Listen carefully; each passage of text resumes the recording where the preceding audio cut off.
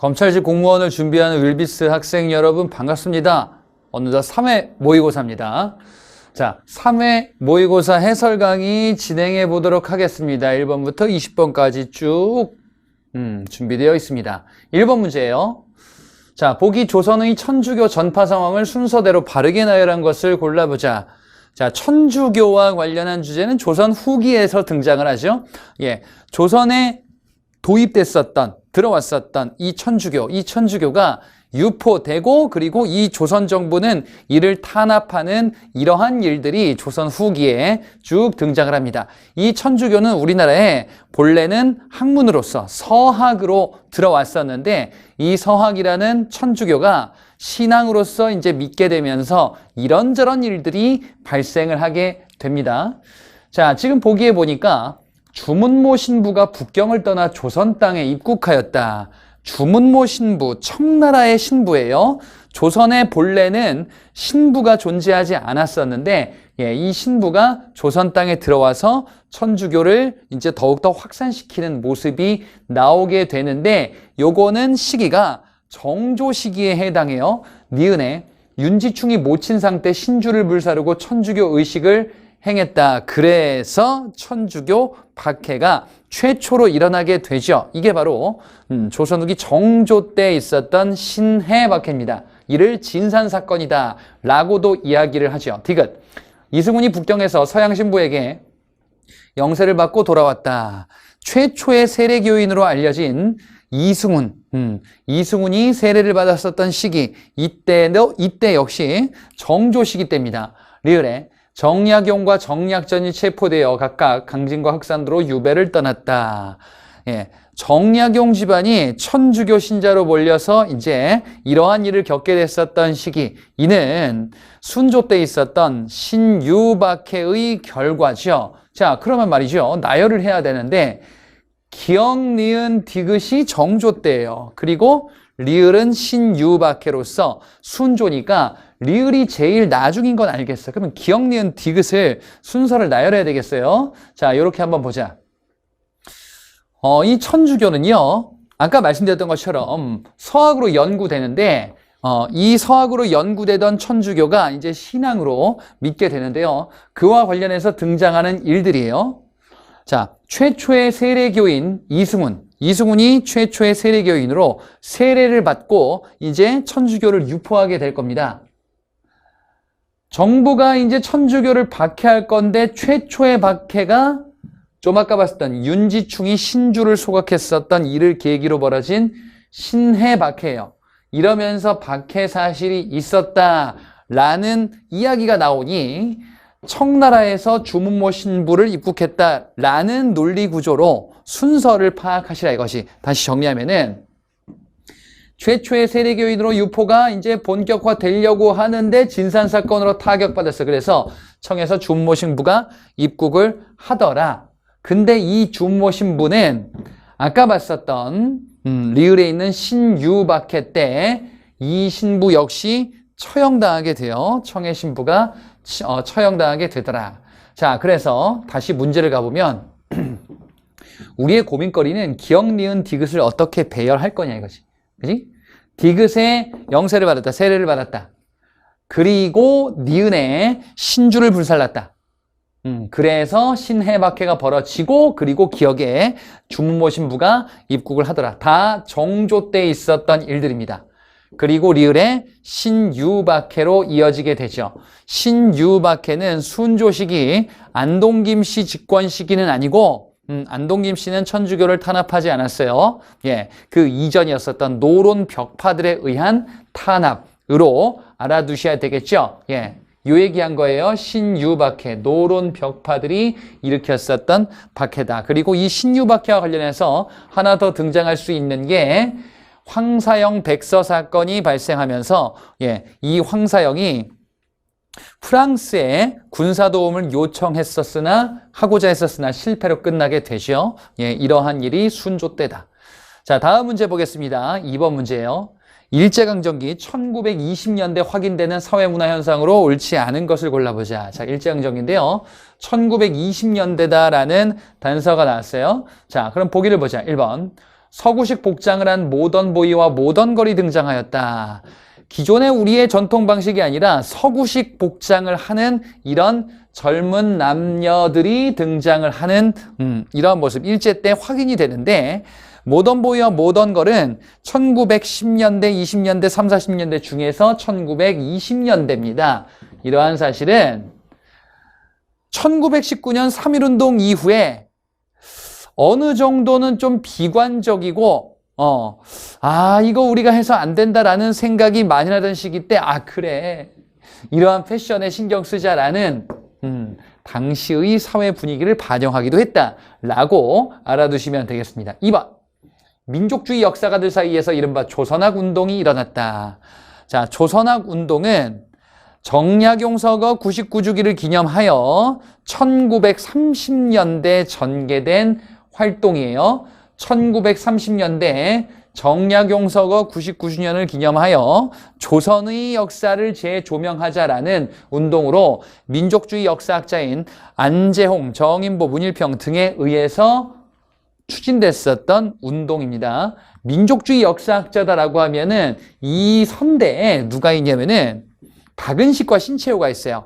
박은식과 신채호의 활동은 주로 1910년대, 20년대입니다. 그리고 30년대 민족주의 역사학자들의 조선학 운동, 그리고 실증사학, 사회경제사학, 사회경제사학, 백남훈의 활동, 그리고 실증사학 다 30년대 여기로 잡아두시면 되겠어요.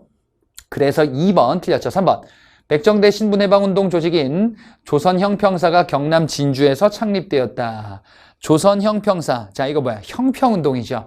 1920년대 활발해지는 사회운동. 이전 1910년대에 비해서 왜? 3.1운동 이후의 상황이야, 이것도. 그래서 소년운동으로서 방정환이 활동하며 어린이날이 만들어지기도 했었던 시기 1920년대. 그리고 백정들의 형평운동, 백정들의 차별에 저항했었던 사회운동이죠. 1920년대.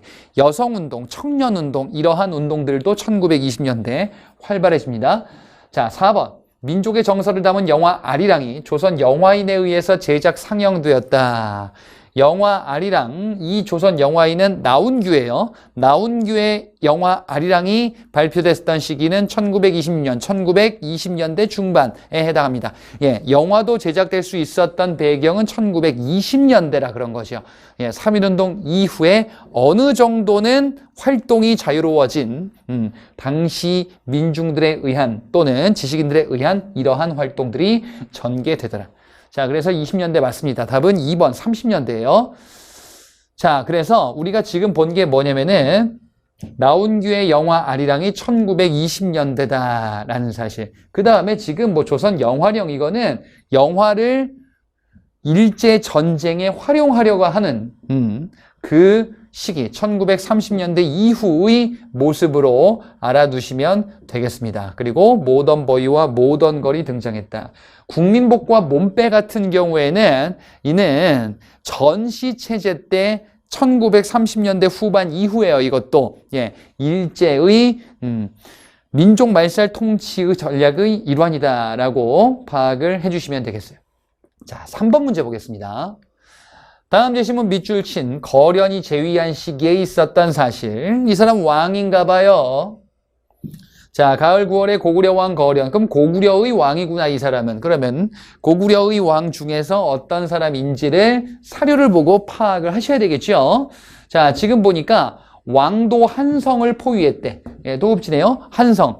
백제의 도읍지인데, 자, 고구려의 왕이 백제의 도읍지 한성을 포위했대. 그래서 어떻게 했어요? 그를 살해했다. 이 살해당한 백제의 왕은 계로왕이겠죠. 왜? 백제 계로왕 때 고구려 장수왕의 침략을 받아 수도 한성이 함락되고 계로왕이 죽게 되더라. 자, 그러면 이는 고구려 5세기고요. 거련. 장수왕에 해당하죠. 장수왕의 업적을 고르면 되는 기본적인 문제입니다. 1번에 뇌물마리간이 원군을 요청하였다. 이는 광개토대왕 시기 장수왕 이전에 해당하죠. 자, 그래서 답이 될 수 없고요. 2번 성왕이 관산성 전투에서 패하였다. 백제 성왕이 관산성 전투에서 패하죠. 그래서 죽죠. 자, 백제 계로왕이 죽었던 거는 고구려 장수왕이 죽었고, 백제 성왕이 전사하고 죽게 되는 사태는 신라와의 동맹이 파기된 이후, 바로 신라 진흥왕을 응징하러 갔다가 본인이 이제 죽었단 말이죠. 6세기에 해당합니다. 3번. 고구려가 흥안령 일대를 장악하였다. 예, 장수왕 시기 때 남진 정책뿐 아니라 흥안령 일대를 장악하는 이러한 모습, 그리고 남북조 모두와 교류했다라는 것 역시 고구려 대외 관계와 관련한 장수왕 시기 때의 사실이에요. 4번에 고구려가 후연과 숙신을 격파하였다. 전연에게 공격받고 후연을 격파하네요. 선비족이죠.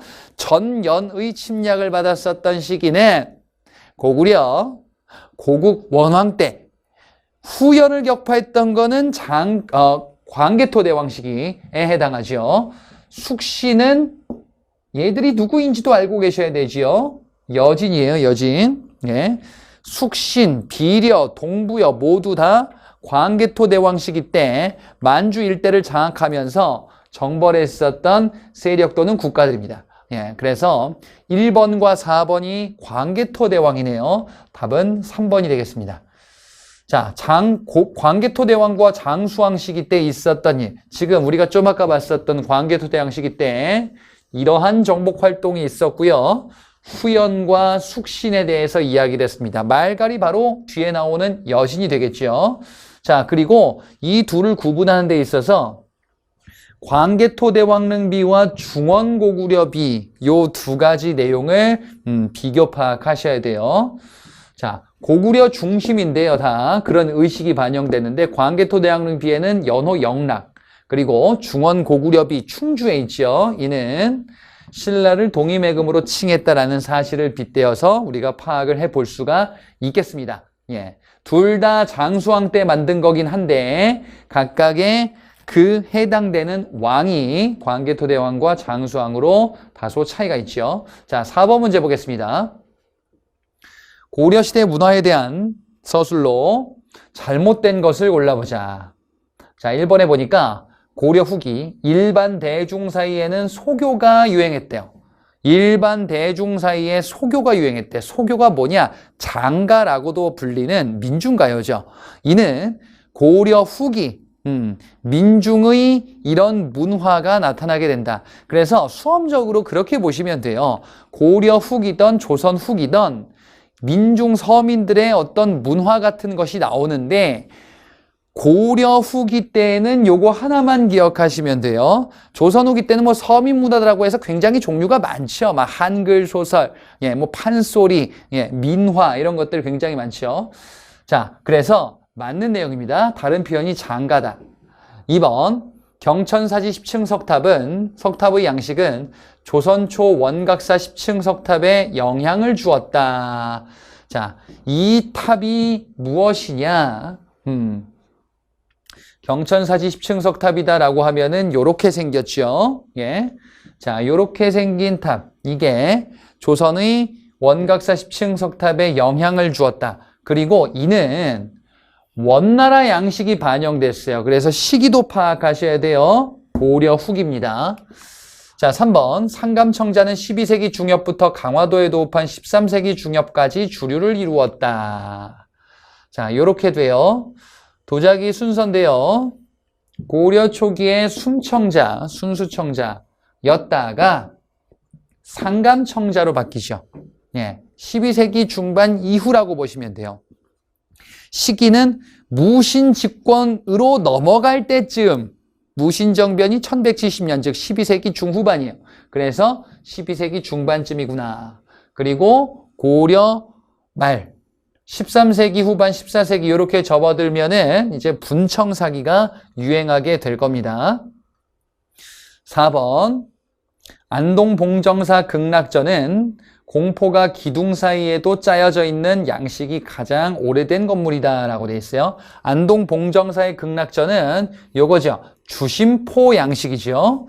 자, 주심포 양식 건축물 3가지 필수 암기예요. 안동봉정사 극락전, 예산수덕사 대웅전, 그리고 영주 부석사의 무량수전.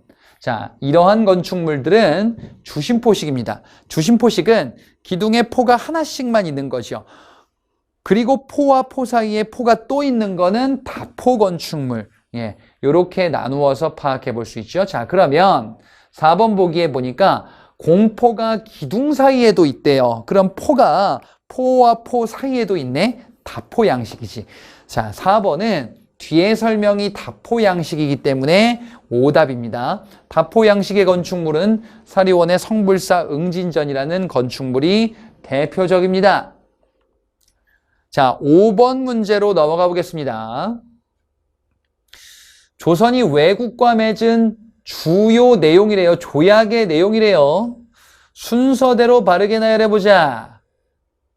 기억을 보겠습니다. 치외법권과 해안측량권을 인정한 불평등 조약이다. 치외법권은 조선이 외국과 맺을 때 모두 다 들어가요. 근데 가장 최초로 명시되는 거는 1876년 체결된 강화도 조약이에요. 자, 그러면 강화도 조약에 최초 명시됐는데 다른 데도 들어갔다 그래서 좀 더 봐야죠. 그러니까 해안측량권이 나왔네. 예, 해안측량권 강화도 조약에 들어가 있는 주권침해 즉 불평등 조항에 해당합니다. 자, 그래서 기억은 옆에다가 잠깐 써보면은 강화도 조약이에요. 1870년대의 강화도 조약입니다. 자, 니은에 곡물 유출을 막는 방공령 규정과 일본과 수출입하는 물품에 대한 물품 관세 규정이 포함되어 있다. 방공령, 곡식 유출을 방지할 수 있고 통제할 수 있어요. 자, 강화도 조약, 요게 조일수호 조약이고 이것의 시행규칙이 있죠. 바로 조일무역규칙이 있어요. 조일무역규칙에는 무관세 조항이 있죠.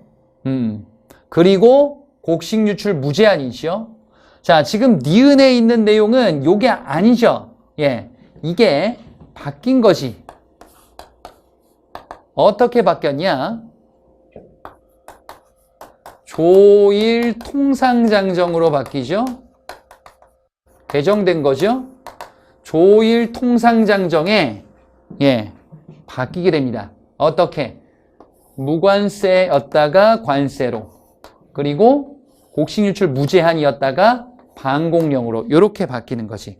자, 지금 보기 니은에 있는 거는 개정된 조일 통상장정이에요. 요것의 계기는 이모군란이죠. 1880년대 이모군란의 결과 이렇게 맺어지게 됩니다. 디귿은요, 양곡의 무제한 유출과 일본에 수출입하는 물품의 무관세 규정이 포함되어 있다. 이런 규정이 니은으로 바뀐 거지. 그치? 그러면 디귿이 니은으로 바뀌었네. 그럼 디귿이 뭐예요? 조일무역규칙이에요. 예, 요렇게 됩니다. 이것이 이걸로 바뀌었구나. 선후관계를 파악할 수 있고 시점은 강화도 조약 체결 시기 그리고 이모군란 이후. 자, 그리고 리을에 보니까 최초로 최애국 대우 규정과 거중 조정 규정이 포함되어 있다라고 되어 있습니다. 최애국 대우 규정과 거중 조정 규정이래요. 예, 이거는 어디 있어요? 최초로 명시된 거는 조미수호 통상조약에 해당하죠. 조미수호 통상조약은 이모군란 바로 직전쯤이에요. 조미수호 통상조약. 예. 자, 이렇게 된다.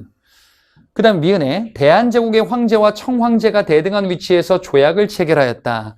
자, 여기서는 대한제국이죠. 그러면 한참 뒤죠. 대한제국 시기 때 체결됐었던 한청통상조약이에요. 한청통상조약은 대한제국 출범 이후 1890년대 말에 해당합니다. 자, 그래서 순서를 나열하면은 기역, 디귿, 리을, 니은, 미음, 예, 요렇게 흘러가겠죠. 자, 6번 문제 보겠습니다. 다음과 같은 같이 기록된 나라에 대한 설명으로 자, 옳은 것을 골라보겠습니다. 초기 국가 문제네요. 삼국지 위서 동의전인 거 보니까. 그리고 뭐 공부했으면 이거 뭐 많이 봤었던 사람입니다. 초기 국가 문제가 나오면은 공부했으면 그냥 거저먹는 문제다. 최대한 빠르고 정확하게 푸셔야 돼요. 쭉 보는데 뭐 농사 짓기 적합하다 그러면 고구려는 아니에요. 고구려는 산악지형이니까 식량이 부족하다라고 되어 있습니다. 그 다음에 장사 지낼 적에는 큰 나무 곽을 만드는데 그럼 여기까지만 읽고 이제 그만 읽어야 돼요. 뭐 공부했으면 이게 뭔지 알잖아. 장사 지낼 때, 장례 지낼 때 어떻게 한대요? 나무 곽을 만들어서 뭐 뼈를 추려서 묻는 뭐 가족 공동묘 골장제 그거 얘기하겠지. 뭐 쭉 보니까 가매장하되 겨우 영체만 덮일 만큼 가죽과 살이 썩은 다음에 뼈만 추려 곽 속에 이거 가족 공동묘 골장제에 해당하는 내용이잖아요. 예. 뭐 공부했으면은 이거 뭐 공부할 필요도 없어. 이제 뭐 지겹게 하도 봤었던 사료가 될 겁니다. 이게 뭐예요? 옥저의 풍습이죠. 초기 국가 옥저는 이러한 가족 공동묘의 풍습을 가지고 있고 민며느리제는 제라는 혼인 풍습 역시 가지고 있죠. 자, 그런데 그게 없네요. 보자. 1번에 신지, 읍차 등의 지배자가 사람들을 다스렸다. 신지와 읍차는 삼안에 있었던 군장 칭호죠. 신지, 읍차, 견지, 불에 라는 이런 칭호들, 삼안의 군장들을 얘기하고요. 제사장 같은 경우에는 천군이다 라고 이야기를 합니다.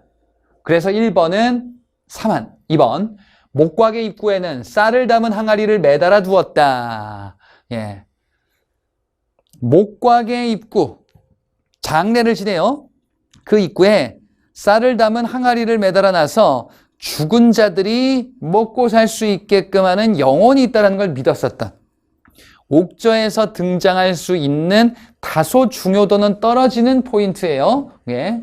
하지만 알고는 계셔야 되겠죠. 예, 답은 2번입니다. 3번 특산물로 단궁이라는 활과 과하마 반어피가 유명하였다. 예, 단궁, 과하마, 반어피는 동해의 특산물이죠. 옥저는 뭐 소금, 해산물 이 정도로 소개가 돼요. 4번에 남녀가 혼인을 정하면 자 그러면은 이거는 혼인 풍습을 얘기하겠다예요. 옥저가 답이 되려면 민며느리제가 나와야 되죠. 민며느리제는 어린 신부를 신랑 측이 들였다가 나중에 신부 측에게 곡식을 지불하는 것이. 근데 지금 보니까 신랑이 신부 집에 작은 집을 짓고 살았다. 신부가 신랑 집에 오는 게 아니라 신랑이 신부 집에 집을 짓는데요. 요거는 작은 집이 서옥이겠죠. 사위를 데려온다. 대릴사위제, 고구려의 서옥제에 해당하지요. 4번은 고구려입니다. 예, 답은 그래서 2번이 되겠죠. 자, 7번 문제 보겠습니다. 가시기에 대한 설명으로 옳은 것을 골라보자. 제야 인사들이 명동성당에 모여 가체제를 비판하며 비판했대요. 자, 단서가 나옵니다. 3.1 민주구국선언을 아래와 같이 발표하였다라고 되어 있습니다. 결론은 이 체제는 뭐예요? 유신체제예요. 자, 유신체제에 저항했었던 그러한 인물 또는 사건은 무엇이 있는가를 한번 보자. 유신체제에 저항했었던 인물 김대중이 있어요. 그래서 어떻게 해요? 납치 살해 시도하죠? 김대중 납치 사건이에요. 그리고 장준하라는 인물이 있어요. 비판하자 장준하는 의문사를 당하죠. 그리고 유신체제를 비판했었던 각종 운동들, 예, 그 운동으로서 이런 게 있습니다. 3.1 민주구국선언, 개헌 청원 100만인 서명운동 사건이 대표적이죠. 그리고 수험적으로 가장 많이 봤었던 유신 말기 때 있었던 바로 부마항쟁이 있죠. 다 유신 체제에 해당합니다. 자, 그래서 3.1 민주구국선언이라는 단서가 지금 등장을 한 겁니다. 보기를 보자. 1번. 향토예비군이 창설되었다. 향토예비군은 유신 체제가 아니죠. 1960년대 말 박정희 제3공화국 시기 때 유신체제 출범 이전에 해당되는 반공정책에 해당합니다. 반공정책 1960년대 후반부터 집중이 되는데 반공정책으로서 대표적으로는 두 가지를 기억하시면 됩니다. 향토예비군 창설과 국민교육 헌장 제정, 요 두 가지예요. 자, 그 배경이다라고 하면은 북한에서 무장공비가 파견이 된 거죠. 예. 바로 청와대 습격 사건이 1960년대 후반에 있었고 그에 대한 반공 정책으로 68년에 이런 조치가 나타나게 됩니다. 자, 이번에 4.13 호원 조치가 발표되었다. 4.13 호원 조치는 6월 민주항쟁을 촉발시킨 전두환 정부 시기 때의 조치예요. 예. 그래서 현행헌법, 당시의 8차 개헌헌법인 대통령 간선제 헌법을 고수하겠다라고 하자 시민들이 이제 민주화운동을 확산시키게 되니 그것이 바로 6월 민주항쟁이었죠. 그래서 6.29 선언으로 대통령 직선제 현행헌법으로 개헌되게 됩니다. 3번, 대통령을 국회에서 선출하였대. 대통령을 어디서 유신체제는 통일주체 국민회의에서 선출하게 되죠. 자, 한번 보겠습니다. 뭘? 대통령 선거, 직선제, 간선제, 뭐가 있나 보자. 대통령 선거와 관련해서 간선제와 직선제가 있죠.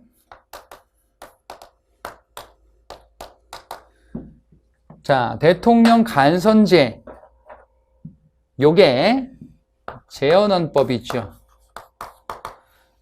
제헌헌법은 국회 간선제예요. 그래서 이승만이 제헌헌법을 근거로 국회에서 대통령으로 선출되었다. 그 이승만이 재선을 위해서 직선제로 바꿨네요. 6.25 전쟁 중에 발췌 개헌이 있죠. 그리고 이승만 3선을 위해서 요걸 바꿨네요. 4.4.5.입 개헌. 3선을 위해서 어찌됐건 직선제니까. 그리고 이승만 정부는 붕괴됐네. 4.19 혁명으로. 그리고 장면 정부가 출범할 건데 헌법을 바꾸죠. 그 전에. 예, 그게 바로 3차 개헌 그리고 4차 개헌 헌법이 이 시기 때 해당하죠. 자, 요것도 국회 간선제긴 합니다. 근데 이때는 대통령이 실권이 아니라 국무총리 실권이죠. 내각 책임제니까. 그리고 박정희 정부 출범의 계기가 됐었던 5차 개헌헌법이 있어요. 이건 대통령 직선제죠. 그랬다가 박정희가 3선, 한 번 더 해야 되겠다. 3선 개헌헌법, 6차 개헌헌법이 60년대 후반부에 해당하죠. 박정희가 한 번 더 해야겠다는 생각은 아까 말씀드렸었던 청와대 습격 사건의 결과물이다라고 보시면 되겠습니다. 그리고 유신체제. 이 유신체제는 통일주체 국민회의에서 선출한다 라고 봤을 거야. 그리고 박정희가 11.6 사태로 죽고 전두환 신군부가 등장하네. 자, 전두환 8차 개헌이 있었는데 요 8차 개헌 때 대통령 선출은 대통령 선거인단에서 선출한다라고 봤어요. 그리고 이것을 직선제로 바꿔라라는 요구가 현행헌법 9차 개헌 시기 때 6월 민주항쟁. 그래서 대통령 직선제로 바뀌었구나. 자, 그러면 요거 얘기하는 겁니다. 자, 4번. 긴급조치가 잇따라 공포되었다. 예, 긴급조치. 유신체제 때 대통령의 권한이 긴급조치권이죠. 예, 그래서 유신체제에 해당하는 내용. 4번 맞습니다. 자, 요렇게 유신체제 때 이렇게 볼 수 있죠. 대통령의 권한이 강하구나. 긴급조치권이 있고요. 통일주체 국민회의고요. 재헌헌법 같은 경우에는 국회에서 대통령을 선출하는 방식. 자, 8번 문제 보겠습니다. 다음 사건 일어난 순서대로 나열해보자. 일제강점기 때 있었던 각종 일들이에요. 기억에 일본에서 관동 대지진이 발생하였다. 이거 여러분들 한 번쯤 들어보셨을 거야. 조선인이 우물에 독을 탔다.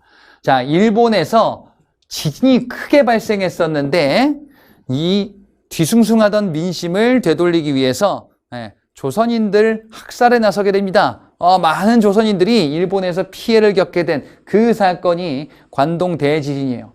요거는 시기가 언제냐? 1920년대 전반부예요. 대략 언제쯤으로 봐야 됩니까? 그러면 요거는. 관동 대지진은 국내 운동에 어떤 영향을 주었을까? 국내에서 1920년대 초에 전개되던 운동을 무마시키는 대표적인 사건으로 볼 수 있어요. 일제는 3.1운동 이후에 1920년대 약간은 유화적인 제스처를 취하다가 탄압이 좀 강해질 거예요. 왜? 관동 대지진으로 일본의 분위기가 조선에 우리 한반도에도 영향을 준 거거든. 그래서 1920년대 초에 전개됐던 대표적인 운동인 밀립대학 설립운동이 좌절되는 배경 중에 하나예요. 그렇게 알아두시면 돼. 1923년이에요. 그래서 자, 니은에 조선 청년 독립단이 28 독립선언을 했다.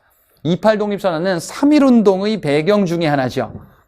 일본 도쿄의 유학생들을 중심으로 하는 이런 선언이 있었고 이것이 3.1운동의 배경 중에 하나였다. 3.1운동 발발 직전이야. 1919년이야. 그 다음에 디귿에 조선어학회가 한글 맞춤법 통일안을 발표하였다. 조선어학회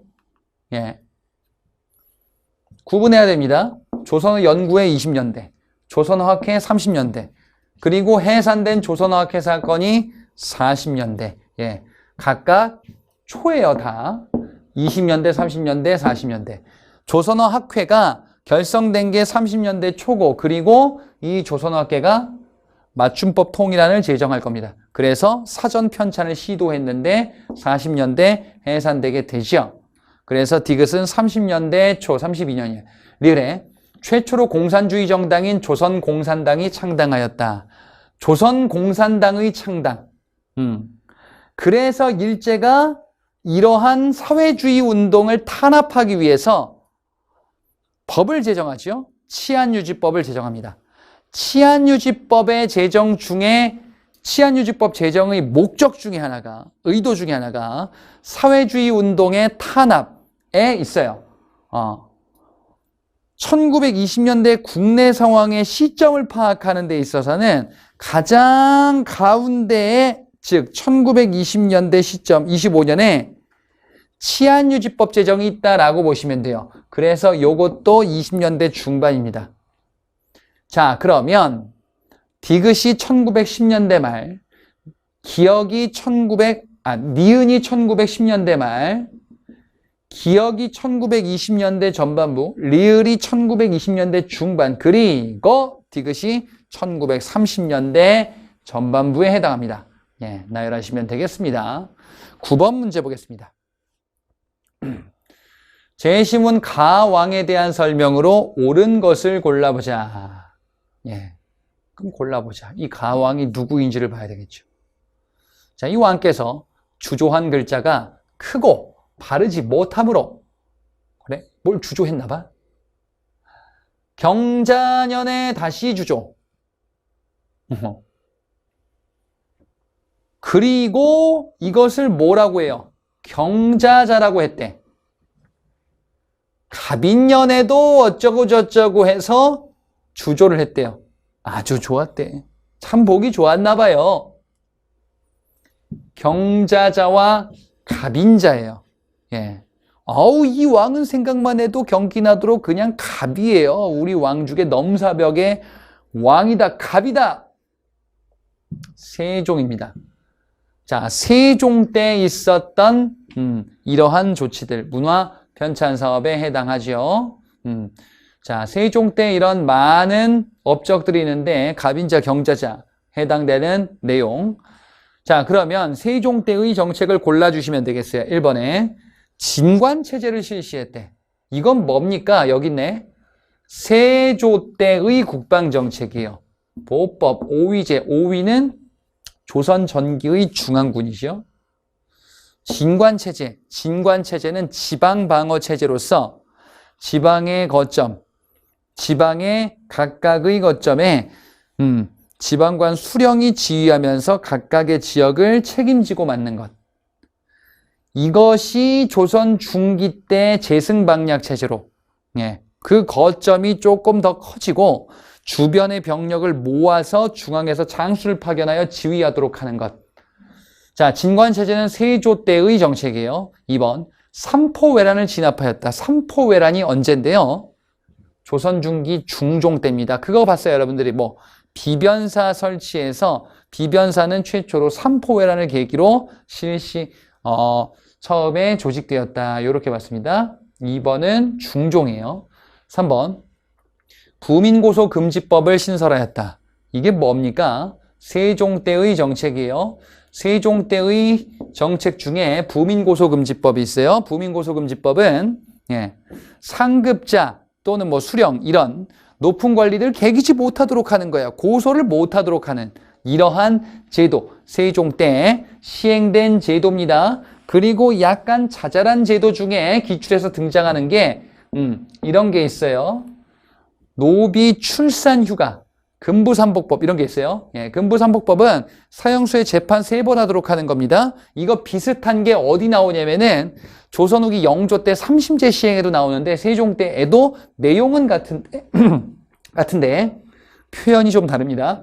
노비에 대해서 출산휴가를 줄 정도로 세종은 백성들에 대한 관심이 많이 있었구나. 3번이 답입니다. 4번, 천상열차 분야지도 제작했대요. 이건 뭐죠? 별자리 지도고 이렇게 생긴 거 보셨을 겁니다.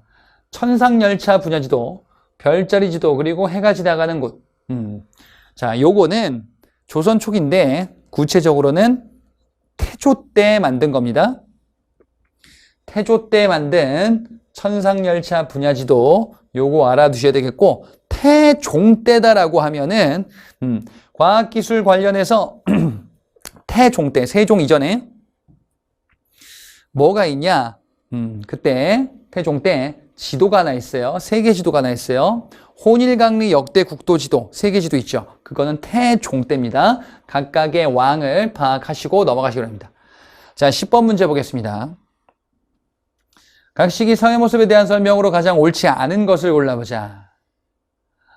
자, 지금 보니까 이거 문물과 관련한 근대 문물 시기 파악 문제예요.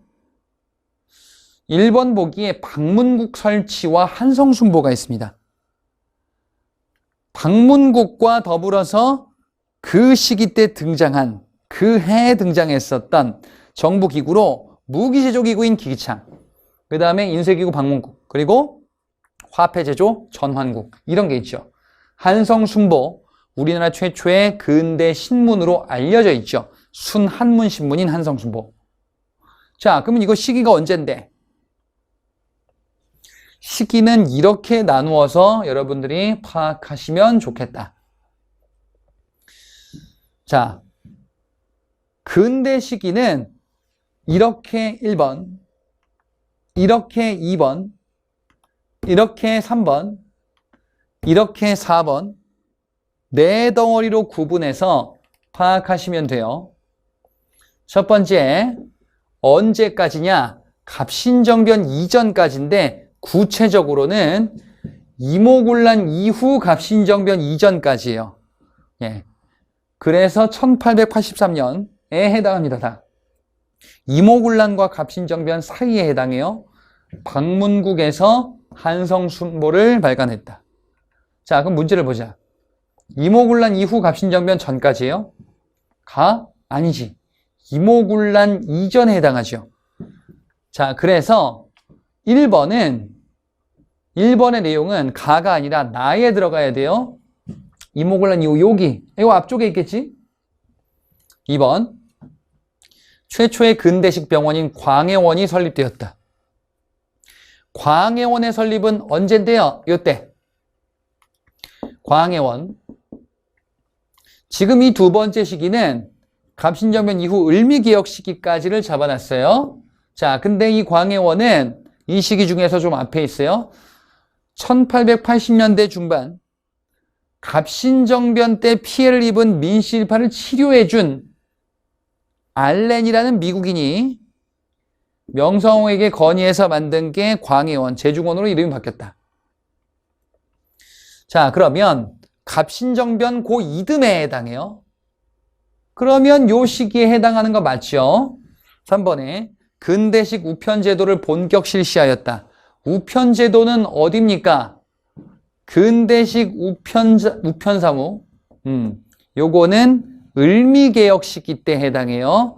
본래는 갑신정변 우정총국 만들면서 하려고 했는데 이거 안 돼가지고 왜 뒤로 갔어요? 예. 자, 그래서 을미개혁 시기로 정확한 시점을 타겟팅하면 돼요. 그러면 다 시기에 해당하느냐? 을미개혁이 여기에 있나요? 갑오개혁 1, 2차 있고 그 다음에 삼국간섭, 을미사변, 을미개혁 이렇게 있겠죠? 1895년에 있겠죠? 3번 맞습니다. 4번 영국인 베델이 대한매일신보를 창간하였다. 자, 대한매일신보 창간은 신문에서 어디에 있나요? 여기에 있습니다. 대한매일신보가 발간되려면 베델이 와야 돼요. 영국인 발행인. 베델은 왜 왔냐? 러일전쟁 발발하자 특파원으로 왔어요. 그렇군요. 그래서 요 마지막 시기, 국권 피탈 시기에 해당합니다. 자, 그러면 러일전쟁 이후인지 보면 돼요. 라 시기, 러일전쟁 이후에 해당하죠? 그죠? 예. 그래서 라 시기가 맞고, 을사조약 체결 직전에 해당해요. 왜? 대한매일신보를 창간하고 을사늑약이 체결되자 고종이 여기에 불법성을 폭로하는 글을 남길 거거든요. 예, 뒤에 문제에도 있죠. 자, 그래서 4번 맞습니다. 자, 그러면 옳지 않은 것이다 라고 하면은 1번이 틀렸죠. 가가 아니고 나 시기에 해당합니다. 예, 자, 11번부터 20번까지 보도록 하겠습니다. 11번 문제예요. 다음 고려시대 토지제도가 실시된 시기에 대한 설명으로 옳은 것을 골라보겠습니다. 자, 고려시대 토지제도라고 하면은 아마도 전식과를 물어볼 것 같아요. 자, 박스 내용을 보자. 관료에게 지급하는 토지가 부족해지면서 기존의 전현직 관료에게 모두 지급하던 방식을 현직 관료에게만 지급. 여기 단서가 있구나. 전현직 관료들에게 토지를 지급하다가 현직 관료에게만 지급하기 시작을 하는구나. 그러면 이게 뭐냐 이거죠? 자, 전식과의 세 가지. 시정, 개정, 경정 전식과. 내용을 한번 볼까요? 자, 경종 때 시정 전식과가 시행이 되죠. 내용인즉슨 전현직 관리들 대상이고요. 인품의 요소가 고려되는 초기의 전식과예요. 그리고 요것이 개정되게 되니 목종 때 개정 전식과죠. 뭘 바꾼 거야? 인품의 요소를 배제시킨 거죠. 그리고 마지막에 경정 전식과. 자, 경정 전식과는 개정을 한 번 더 바꿨는데 뭘 바꾼 거냐? 전현직 관리들 대상이었었는데 계속 현직 관리에게만 실시하게 되죠. 그리고 이 경정전식과는 전식과의 완성이에요. 그래서 기존에 별도로 마련했었던 한 외과를 폐지시키게 되더라. 자, 그리고 왕들은 각각 경종과 목종과 문종이다라는 사실을 파악하셔야 이 문제를 풀 수 있어요. 지금 이 자료에 있는 내용은 바로 현직 관료에게만 지급한다. 경정전식과다라는 내용이죠. 자, 그러면 이건 문종이에요. 문종 때 실시되던 경정전식과가 쭉 이어지겠죠. 언제까지 이어질까? 전식과가 무신집권기에 붕괴돼요. 그러면 적어도 무신정변 전까지는 이어지겠지. 주로 고려 중기에 해당하겠죠. 자, 그럼 보기를 보자. 1번 빈민구제기금 재위보가 만들어졌다. 자, 재위보는 빈민구제기금인데 이는 고려 초기 바로 광종 때 실시된 대표적인 제도죠. 자, 그러니까 경정전식과 시행 이전에 해당하네. 답이 될 수 없죠. 이때는 전식과가 없어요. 왜? 경종 전이니까. 시정전식과 전이니까. 2번 강조의 정변을 계기로 거란이 침입하였다. 예. 자, 대외관계와 관련해서 거란의 1차, 2차, 3차 침입이 있네요. 1차 침입 서희의 외교단판 성종 때. 2차 침입의 배경 중에 하나가 강조의 정변을 구실로 거란이 침입했다라고 봤어요. 강조의 정변은 목종을 패하고 현종을 옹립한 사건이에요. 자, 그래서 어찌됐건 간에 문종 이전에 해당하는데 구체적으로 보면은 강조의 정변은 목종을 패하고 현종을 옹립한 사건이다. 그러면 이때는 개정전식과 시기구나라는 사실을 알 수 있지요. 3번 이자겸이 인종을 감금하고 궁을 불태웠다. 뭐란 얘기예요? 이자겸의 난이다라는 거죠. 이자겸의 난이 발생하게 되는데 이자겸의 난은 인종 시기에 해당하네. 인종은 문종 이후 고려 중기의 왕 중에 하나죠. 예, 요 문종 이후에 뭐 숙종, 인종 이런 왕들이 고려 중기에 등장하는 대표적인 왕들.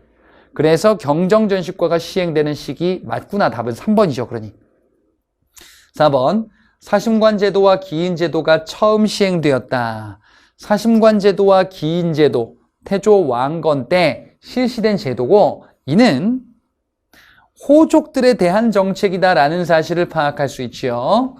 예, 호족에 대한 정책, 태조 왕건 때 정책입니다. 사심관제도는 그 지역의 연대 책임을 묻는 제도고 기인제도는 호족의 자제를 인질로 잡는 제도죠. 태조 왕건 때니까 마찬가지로 전식과 시행 이전에 해당합니다.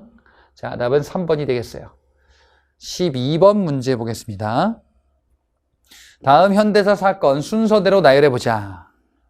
선후관계를 파악하셔야 되는데 이거 아까 말씀드린 그 내용이 나왔습니다. 기억에. 북한의 무장공비들이 청와대 인근을 습격했다. 청와대 습격 사건이에요. 이 청와대 습격 사건을 계기로 반공정책이 강화되니 그것이 바로 향토예비군 창설 및 국민교육헌장 제정입니다. 1968년 60년대 후반에 해당해요. 그리고 그 이듬해 뭘 할 거냐? 대통령 한 번 더 해야 되겠어.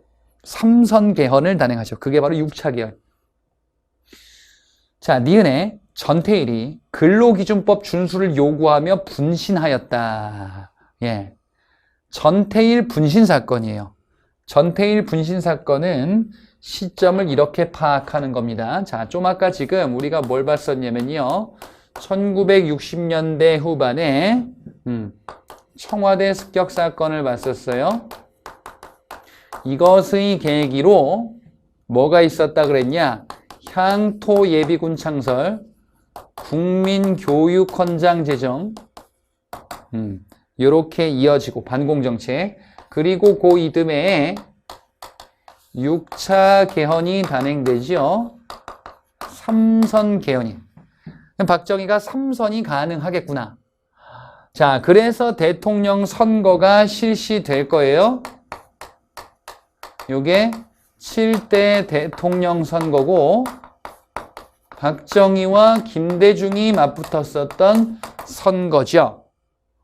자, 박정희는 선거에 승리는 했는데 뭔가 좀 찜찜했더라. 왜냐? 그 이전에 전태일 분신 사건이 발생했었어요. 그리고 대외적으로는 팔냉전이 강화되면서 안 되겠구나. 독재를 하기 위해서는 뭔가의 특단의 조치를 마련해야겠다.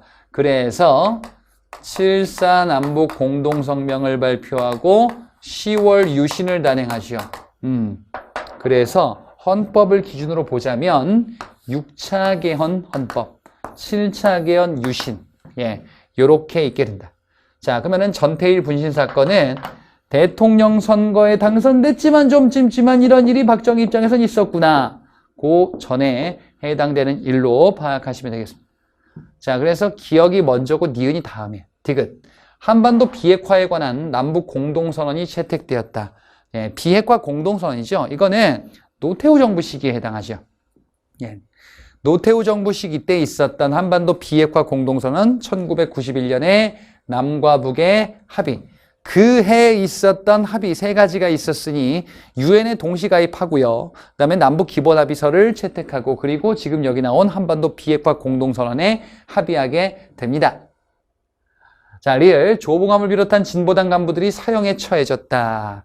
진보당 사건이죠. 진보당 사건은 이승만 정부 후반부에 해당합니다. 1958년 이승만 정부 후반부. 그래서 이 독재로 막 흘러가는 시기에 이제 3.15 부정선거까지 이어지자 4.19 혈명이 발발하게 되겠죠. 자, 리을이 먼저, 그 다음에 기역, 니은, 박정희 정부, 디귿, 노태우 정부. 예, 답을 고를 수가 있겠죠. 자, 13번 문제 보기 전에 좀 아까 말씀드린 내용이 이런 겁니다. 청와대 습격 사건, 반공정책, 그리고 전태일 분신 사건으로 이어지게 되더라. 자, 그리고 요 사이에 들어가는 게 요거예요. 6차 개헌. 그리고 그 이전에 있었던 일들이 이런 게 있구나. 한일 국교 정상화와 관련된 내용. 한일 국교 정상화에도 불구하고, 한일 국교 정상화, 6.3 시위에도 불구하고 국교 정상화를 추진해서 조약을 체결하고, 그리고 뭐 돈 벌어야겠다라고 생각했나 봐. 돈 버는 거 뭐 하나 더 있으니 브라운 각서를 통해서 미국에게 베트남 파병에 대한 대가를 요구하게 되죠. 그렇게 시점을 보시면 되겠습니다. 자, 13번 문제 보자. 가나봉기에 대한 설명으로 옳은 것을 골라볼게요. 남적이 봉기했대. 그게 뭔데? 운문에 운거한 김삼이와 효전에 자리 잡은 효심이었다. 운문과 초전에서 김삼이와 효심이 난을 일으켰구나. 김삼이와 효심의 난이 언제 있었냐라는 거죠. 자, 요거 무신집권기 때 있었습니다. 무신집권기 때 있었던 난들로 요런 게 있어요. 지금 이 첫 번째 영역에 있는 게 정중부 집권 시기 무신정권 초기의 모습이에요. 김보당의 난, 조이총의 난, 교종승려의 난은 무신정권에 반발하는 난이 있었고, 그리고 망소이가 특수행정구역인 공주명학 소에서 일으켰었던 난이 있었죠. 천민이 가담한 전주 관노의 난이 경대승 때 있었고, 이의민 집권 시기 때 신라부흥을 표방하기도 했었던 김삼이와 효심의 난이 있네. 지금 여기 보기 제10은 가에 나오는 내용이죠. 그 다음에 최충원 집권 시기 때 들어서 대표적인 만적의 난이 있어요. 신분해방을 표방했었던 자, 노비 만적이 일으켰었던 난이죠. 삼국 부흥운동도 등장을 하네요. 자, 그래서 가는 무신집권기입니다. 그리고 요게 김삼이 효심의 난이죠. 나를 보니까 많은 무리들이 막 모였대요. 이게 뭘까 보니까 단서가 요 네 번째 줄에 있어요. 이에 유계춘의 지휘 아래 흰수건을 두른 어쩌고 저쩌고. 유계춘이라는 단서가 나왔습니다. 유계춘 이 이끌었었던 난이고요. 이는 당시 관리 백낙신의 수탈에 저항해서 진주에서 일어났었던 조선 후기 세도정 시기 때 있었던 임술농민봉기예요. 임술농민봉기 유계춘이 이끌었었던 진주 지역에서의 난입니다. 세도정치 시기 철종 때 있었던 난이고, 이 난을 진압하기 위해서 수습하기 위해서 진압이 아니라 수습하기 위해서 정부는 안핵사 박규수를 파견하죠. 그래서 박규수 건의에 의해서 삼정이정청이 설치되었죠. 당시의 문제점은 삼정의 문란으로 인한 백성의 핍박이 있었구나라는 사실이에요. 보기를 보겠습니다. 1번 신분해방을 표방하였다. 자, 신분해방을 표방한 난은 바로 만적의 난이죠. 그래서 답이 될 수 없죠. 2번 특수행정구역에서 발생하였다. 요거는 망이 망소의 난이죠. 자, 신분해방운동, 만적의 난. 그 다음에 특수행정구역의 난, 망이 망소의 난. 지금 여기서는 김삼이 효심의 난이다. 3번 서북지역 차별에 대하여 항거하였다. 뭐단 얘기예요? 바로 홍경래난이죠. 순조 때 있었던 서북지역, 평안도 지역 차별에 또는 관서지방이다라는 표현이 사료에서 등장하기도 한 홍경래난. 4번 안핵사 박교수 3정 이정청 설치 건의로 이어졌다. 요게 임술봉기에 해당하는 내용이 되겠습니다. 답은 4번. 자, 14번 문제입니다. 다음 같은 헌법이 시행된 시기 사실로 옳은 것을 골라보도록 하겠습니다. 이 헌법이 뭔가? 임시정부. 그래. 그러면은 일제강점기 대한민국 임시정부와 관련한 헌법인가 봐요. 보니까 주석이 있어요. 그럼 주석제. 주석제가 일단 등장한 거는 임시정부 4차 개헌이고 1940년이에요. 충칭.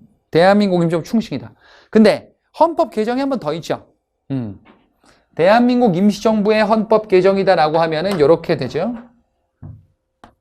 1차 개헌헌법은 대통령제, 2차 개헌헌법은 국무령 중심의 내각 책임제, 3차 개헌헌법은 요거는 언제? 다 20년대인데 국무위원 중심의 집단지도체제, 그리고 4차와 5차 개헌이 충칭식이죠. 4차는 주석만 있고요. 5차는 주석과 부주석이 있어요. 요게 1940년대. 자, 근데 지금 사료에 보니까 부주석이라는 단서가 있어요. 그러면 요거는 임시정부의 5차 개헌이다라는 거예요. 1, 2, 3, 4번이 전부 다 뭐예요? 충칭식이 대한민국 임시정부에 해당하는 내용이거든. 그러면 구분을 해야 됩니다.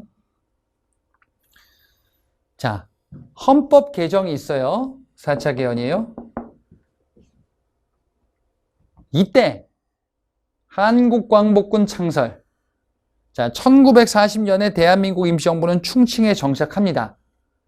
그리고 한국광복군을 창설하고 4차 개헌을 단행할 거예요. 그 이듬해에 조소왕의 삼균주의에 기초한 건국강령을 발표할 겁니다. 그리고 태평양 전쟁이 벌어지자 일본에 선전포고할 겁니다.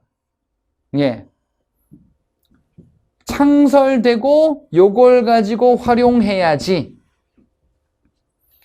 그래서 1941년 40년대 초에 선전포고를 했는데 병력이 얼마 없어요. 다행히도 말이죠. 병력이 충원됐어. 김원봉이 조선의용대 일부를 이끌고 42년에 합류합니다. 그렇군요.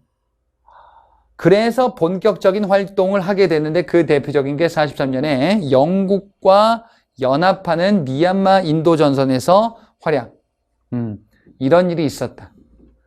그리고 이렇게 활약하는 중에 조직을 다시 재개편하기 위하여 부주석을 신설합니다. 많은 활동들이 등장하는 시기 아니에요? 그리고 마지막에 국내 진입작전을 하려고 했으나 하지 못하게 되죠.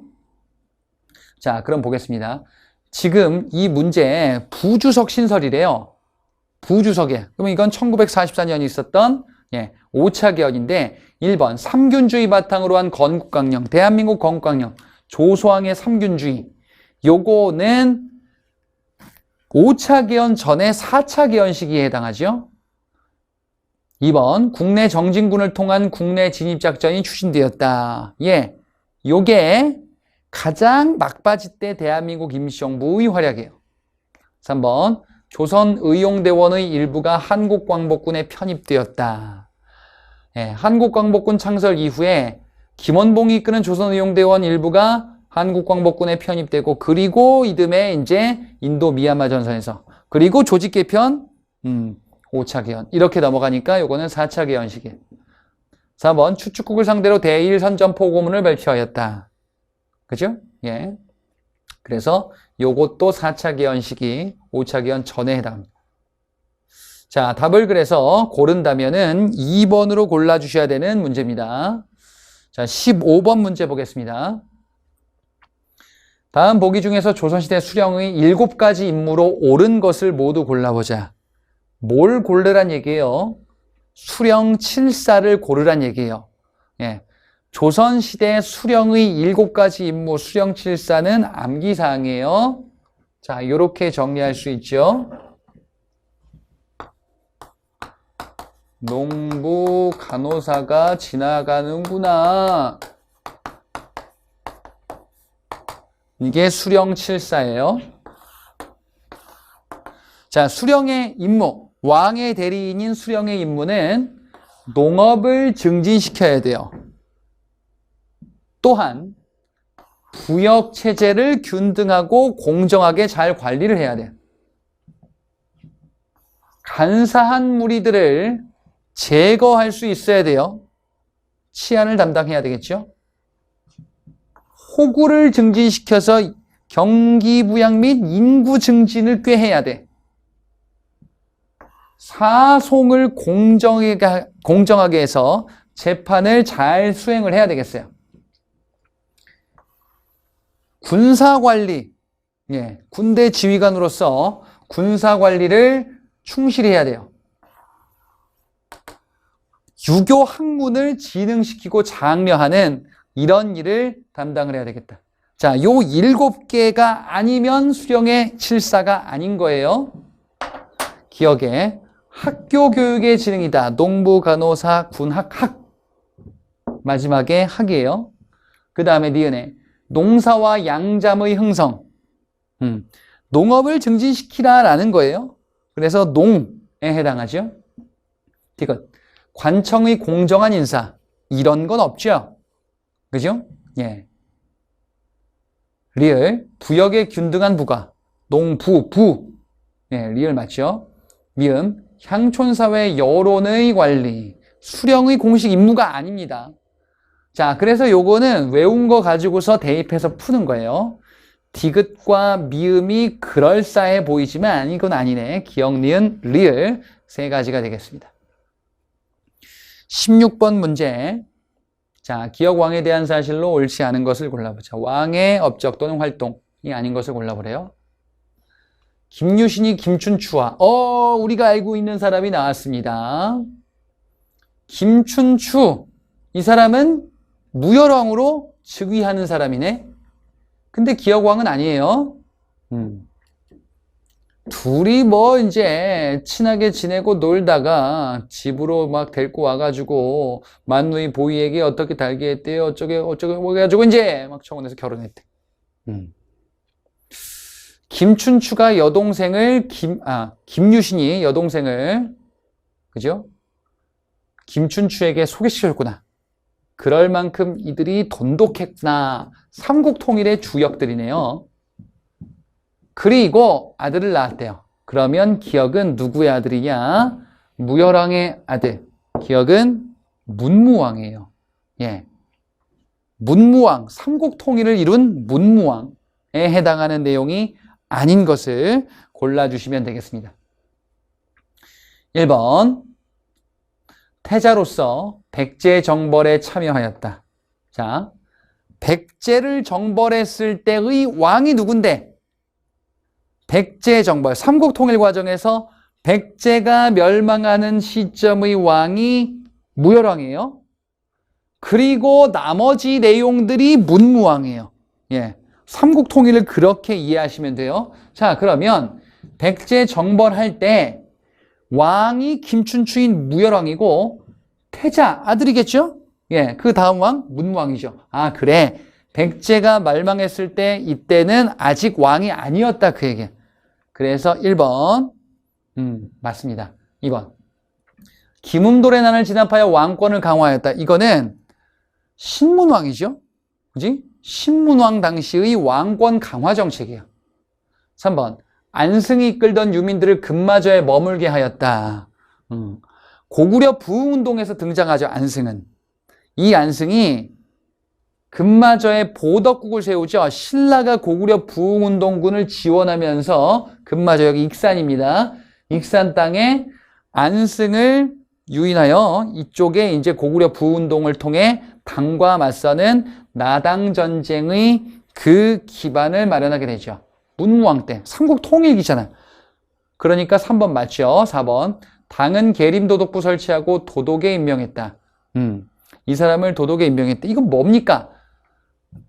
나당 전쟁이 벌어지기 전에 당이 설치를 하죠. 뭐 웅진도독부, 그 다음에 계림도독부, 또 안동도호부 이런 것들을 백제, 신라, 고구려 땅에 설치를 합니다.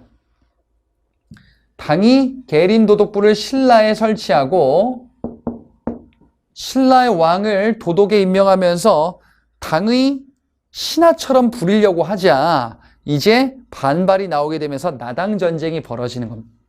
그래서 4번 역시 삼국 통일기에 등장하는 사건인 것이요. 그치? 자, 그래서 답은 2번이 되겠습니다. 자, 17번 문제입니다. 고조선 역사 전개의 올바른 순서. 자, 고조선 역사 전개의 순서를 파악하는데 보기를 보자. 기억.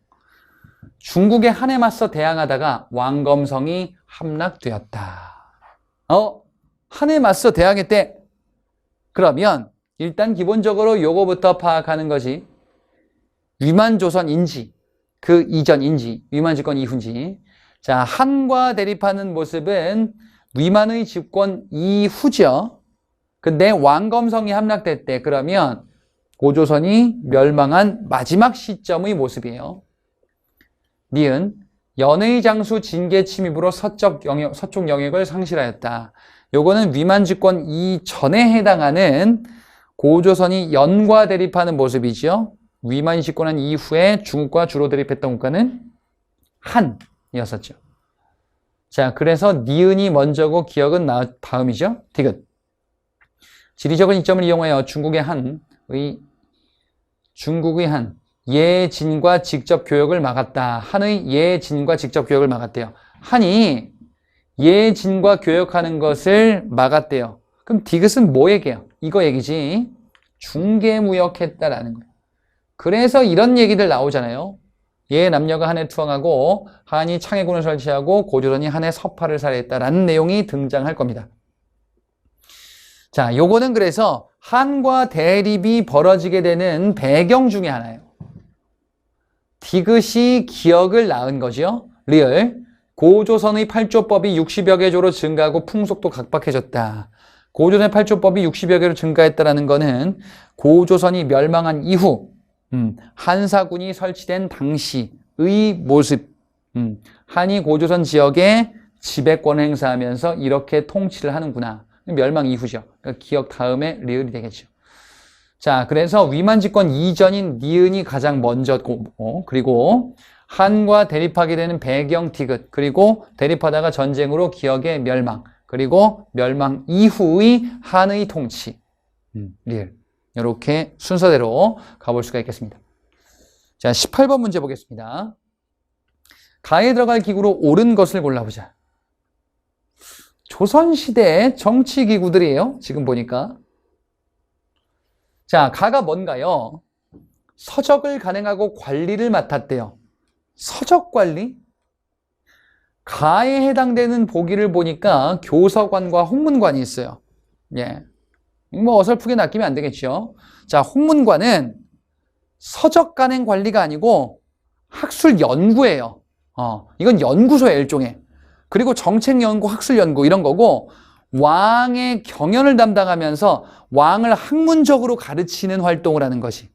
그러니까 그 홍문관은 일종의 유교 연구소라고 보시면 돼요. 근데 교서관은 뭐예요? 서적 출판이에요. 그래서 암기 팁으로 저는 이렇게 말씀드립니다. 교서관은 도서관 비슷하게 생겼구나. 그럼 안 까먹겠죠. 도서관에서 책 관리하잖아요. 서적관en까지도 뭐 하나보다. 뭐 복사기 뭐 많은 도서관 이렇게 생각하시면 돼. 나 보니까 예조의 속아문이래요. 국왕의 교서를 작성하는 임무를 맡았대. 예조 소속의 어떤 기관인데 국왕교서래요. 왕의 교서를 담당한대요. 나에 보니까 예문관과 승정원이 있어요. 자, 승정원은 뭐 하는 거냐면은 승정원은 왕의 비서기구예요. 그래서 일종의 청와대 비서실 비슷하다라고 보시면 돼. 근데 국왕교서를 작성하는 기관이 따로 존재하니 그것이 예문관이에요. 그래서 저는 팁으로 이렇게 말씀드립니다. 왕이 애교가 많아요. 애교가 많아서 신하들아 뿌잉뿌잉 이러고 있다. 이렇게 하면은 안 헷갈리겠죠. 다 괴원이라고도 불렸으며 외교 문서를 작성하는 임무를 맡았대요. 외교 문서 작성 관련한 임무를 따로 수행하는 기관이 있었대. 자, 다에 보니까 승문원과 장례원이 있어요. 장례원은 노비 관련 사무를 처리하는 기관이에요. 노비 문서. 승문원이 외교 문서입니다. 그래서 요것도 팁으로 항공기의 승무원이 외교 문서를 나르기도 하나 보다. 이렇게 하면은 안 까먹을 것 같아. 자, 그러면 옳은 것은요. 가가 교서관, 서적 출판관행. 나가 예문관, 국왕교서 담당. 그리고 다가 승문원, 외교문서 담당. 답은 1번이 되겠습니다. 요 세 가지를 본 거예요. 예문관, 승문원, 그리고 교서관 요 세 가지를 본 겁니다. 자, 뭐 기본적인 내용들 여러분들 다 알고 계실 거예요. 뭐 의정부 6조의 기능들, 그리고 6조의 각각의 기능들도 구분해 주셔야 되겠지요. 의금부와 승정원은 왕권 뒷받침 기구의 성격을 띠고 있죠. 3사 언론기관의 성격을 띠고 있고요. 요 3사의 기능을 많이 물어볼 건데 홍문관 기능을 또 많이 물어봅니다. 19번 문제 보겠습니다. 다음 글에 밑줄 친 조약 체결에 반발하여 일어난 구구운동으로 옳은 것을 골라보자. 여기 지금 밑줄이 빠졌는데 조약입니다. 조약. 자, 이 조약이 무엇인지를 보자. 일본 정부 특사로 온 이토 히로부미는 일본군을 동원하여 궁궐을 포위한 상황에서 이완용 박지수 오적으로 하여금 위협을 가했대요. 일방적으로 조약을 발표했다. 을사오적에 해당하죠. 이토 히로부미가 아직 통감이 아니에요.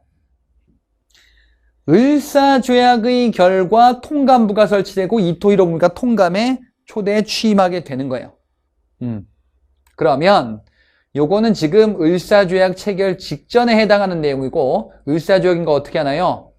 을사오적이라는 단서도 주어졌죠. 그러면 을사조약 체결에 저항한 게 아닌 것을 고르면 된다라고 하면은 문제 패턴을 뭐라고 예상할 수 있냐? 다른 조약 가지고서 헷갈리게 나올 수 있겠구나. 첫 번째. 그리고 을사조약에 대한 저항인데 내용을 틀리게 할 수 있겠다. 그게 다 나와 있습니다. 1번에 전명훈, 장인환 등은 오적 암살단을 조직하여 활동하기도 했다. 맞는 것 같은데. 자, 오적 암살단을 조직한 인물은 나철과 오기호예요. 을사조약에 저항해서 나왔었던 각종 암살 활동들, 시도 활동들이 있었는데요. 나철과 오기호가 오적 암살단을 조직하고요. 그리고 전명훈, 장인환은 뭐 했어요? 전명훈과 장인환은 미국에서 미국인으로 일본이 한국을 합병해야 된다는 것을 계속 이렇게 얘기했었던 미국인 스티븐스를 사살했었던 인물들이죠. 자, 그래서 1번은 뭐로 바꿔야 되냐? 나철과 오기호로 바꿔야 됩니다. 내용 문장 자체의 오류예요. 2번. 해산된 군인들이 일본과 시가전을 전개하고 의병에 합류했다. 그러면 군인이 해산돼야 되죠. 군대 해산은 한일 신협약 비밀각서에 있어요. 그러니까 을사죄악 체결 이후에 해당하죠. 그지? 지금 이 을사죄악 체결의 반발에 해당하는 내용에 좀 아까 봤었던 것처럼 전명훈 장이나 스티븐스 자살이 있어요. 나철호기 오저감설단 조직 요렇게 있더라. 근데 한일 신협약 체결은 그 이후에 해당하는 내용이다. 자, 2번에 그리고 이 의병은 해산된 군인들이 합류했었던 정미의병에 해당합니다. 3번 민영환, 박승환, 황현 등 우국지사들은 자결로 항거했다. 자, 을사죄악에 저항하여 자결한 사람 민영환이 있어요. 민영환은 유서를 남기고 자결하게 될 겁니다. 그럼 나머지 둘은 뭡니까? 박승환과 황현. 박승환은 군대가 해산되자 자결한 군지휘관이에요. 황현은 나라가 완전히 망했었던 경술국치 또는 한일병합조약 그 직후에 자결한 대표적인 우국지사. 자, 그래서 뒤에 두 분이 틀렸어요. 4번 고종은 대한매일신보에 자신이 서명 날인하지 않았음을 폭로하였다. 이게 정답이죠. 고종이 이런 활동을 전개할 건데 국내에서 했었던 활동으로서 4번의 내용이 있습니다. 대한매일신보는 왜? 영국인 발행인으로 있었기 때문에 이것이 어느 정도 효과를 거두겠구나라고 판단을 한 것이고요. 그리고 대외적으로는 미국의 헐버트 특사 파견, 헤이그의 이상설 특사 파견, 헤이그 특사죠. 이렇게 이어졌으나 모두 실패하고 그 다음에 강제 퇴위당하게 된다. 을사조약 체결에 대한 저항이잖아요. 예. 자, 그래서 답을 4번으로 고를 수 있겠죠. 20번 마지막 문제입니다. 다음 자료는 붕당의 전개 과정을 나타내는 정리한 것입니다. 가나 세력에 대한 설명으로 가장 옳은 것을 골라보자. 가! 이의 항맥을 계승한 이들, 숙종 말년의 연인군을 지지하면서 세력의 확대를 꾀했다. 이의 항맥을 계승했대요. 그러면 붕당으로서 뭐냐 이거죠?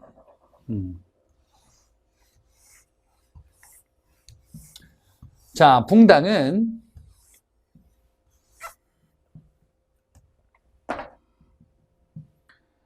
기존의 살인들 분화하게 되죠. 어떻게? 동인과 서인으로 분화하죠. 그리고 동인은 북인과 남인으로 분화하죠. 그랬다가 북인들은 인조반정으로 몰락하고요. 서인과 남인으로 쭉 이어지다가 이들이 예속논쟁 전개하고 환국정치로 대립이 극단화될 거예요. 자, 경신환국을 계기로 서인이 분화하게 되니 소론과 노론으로 분화하죠. 자, 그런데 지금이 동인계열 학문적인 배경에는 동인의 스승이 되는 사람이 이런 사람들이 있죠. 서경덕, 조식, 그리고 이황 이런 사람들이 대표적이죠. 서경덕과 조식, 북인의 영향을 준 학문적인 스승, 이황, 남인의 영향을 준 스승. 서인은 이의 제자들이 있어요. 그 다음에 성혼, 이쪽도 서인 계열이다. 자, 그런데 소론과 노론으로 분화되네요. 예, 이걸 바꿔 써야겠다.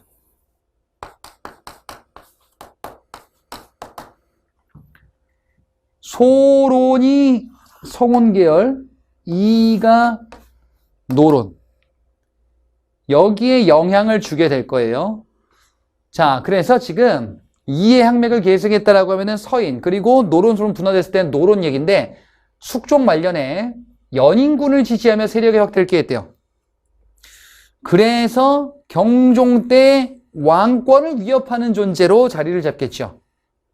숙종 이후 경종 때 왕권 지지파는 소론이고 연인군 지지파는 당시 세제였죠. 노론이죠. 가는 노론이에요. 나 성혼의 항맥을 계승했다. 경신환국 당시 이건 숙종 때 있었던 첫 번째 환국. 남인처벌에 대해서 비교적 관대한 견해래요. 남인처벌에 대해서 관대하면은 온건파 소론이고요. 강경하면은 강경파 노론이에요. 자, 나는 소론이에요. 그래서 가가 노론, 나가 소론이네. 그럼 보기를 보겠습니다. 1번. 가는 인조반정을 계기로 몰락하였다.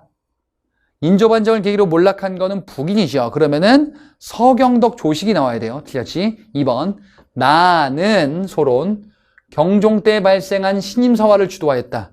자, 이 신임사화는 소론과 노론의 대립에서 있었던 사건이고 이를 주도하면서 노론을 탄압하려고 했었던 세력은 소론이에요. 그래서 2번이 정답. 3번. 가와 나는 예속 논쟁에서 각각 신권과 왕권 강화를 꾀했대요. 자, 일단 답은 아닌데 예속 논쟁에서 이런 게 있었네. 현종 때 예속 논쟁이죠. 자, 1차 기해, 2차 갑인예송에서 남인과 서인이 대립하게 되는데 왕권을 중시 여겼었던 남인, 그래서 왕을 특별 대우하자, 장남 대우하자, 신권을 중시 여기면서 왕은 차남이면은 똑같이 차남으로 대우하자. 신하와 다를 바가 뭐가 있냐? 이런 주장이죠. 3번은 신권을 강조한 서인과 왕권을 강조했었던 남인의 얘기예요. 자, 그래서 맞게 되려면 가와 나, 즉 노론과 소론이 아니라 서인과 남인이 돼야 돼요. 4번. 가와 나 갈등에 의해 사화가 발생하여 전국이 혼란해졌다. 예, 사화가 발생했대요. 사화가 발생했어요. 이는 훈구와 사림의 갈등으로 파악해 볼 수가 있겠죠. 예, 그래서 답은 2번이 되겠습니다. 자, 요렇게 되고요. 한 가지 더 말씀드리자면은 요 내용이 있죠. 예, 환국에서 요렇게 전개되고요. 네, 경신왕국을 계기로 이렇게 분화되었다라는 사실. 그리고 신임사화 얘기가 아까 살펴봤었던 소론이 노론을 탄압했었던 사건이 되겠습니다. 자, 이렇게 우리 모의고사 모두 마무리를 했고요. 여러분들 마지막까지 잘 정리하시고 여러분들이 공부한 거에 다 답이 있다라는 생각을 가지고 최종 정리를 잘 하신 다음에 면접 대비해서 뵐 수 있기를 기도하겠습니다. 예, 수고 많으셨습니다. 마치겠습니다.